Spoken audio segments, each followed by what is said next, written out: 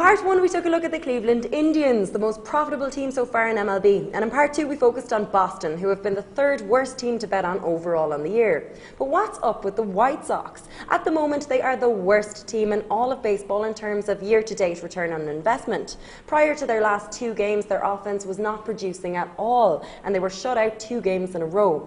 So, Robert, what do you make of their lack of scoring and losing ways? Shouldn't their offense be a lot better than this? And is this just extreme variance, or is there something fundamentally dysfunctional about this team? Very good questions, and there's a lot there, so I'll try and take it one at a time. But yeah, the White Sox have been a mess. They've pretty much been the anti-Indians, where you had a team with really high expectations that came out and performed relatively poorly to start the year. So since they didn't have the value to begin with, that it's been a disaster for bettors.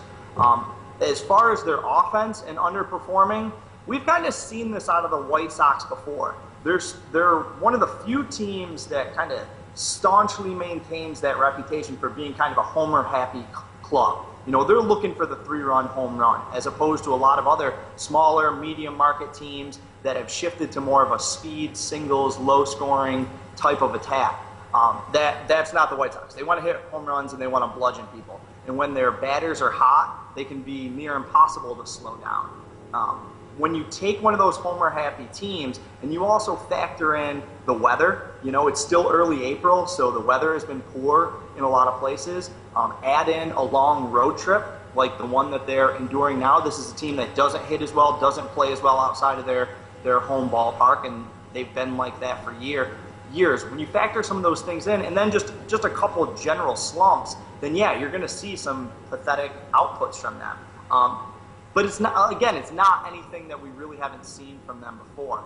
You know, another thing to factor in is that their bullpen has been one of the least consistent and one of the biggest problems in baseball. So by my count, they've had 3 or 4 games that they've lost either late in the 8th or with a lead going into the 9th inning. And I'm not just talking about 1-run games, I'm talking about games that they went into the 9th inning with a 3-run lead and blew it. So they actually probably should have 3 or 4 more wins on their total.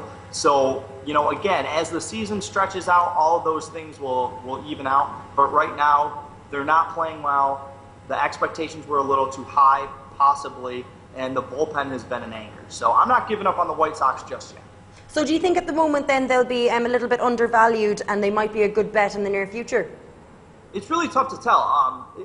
Yeah, they have been this week. They took the first 2 games from the Yankees, and the money line in that first game, they were like plus 190 or something like that, which is kind of ridiculous when you consider that the White Sox still were the favorites in that AL Central. They're probably the best team in the AL Central. So they've won 2 in a row as an underdog against the Yankees, and maybe that can kickstart them.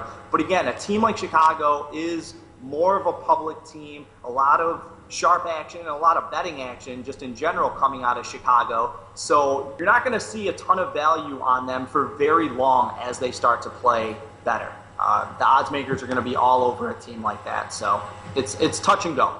Check out part 4 on our YouTube page at SBR DOT TV for Robert's take on bullpen, starting pitchers, rookies and veterans.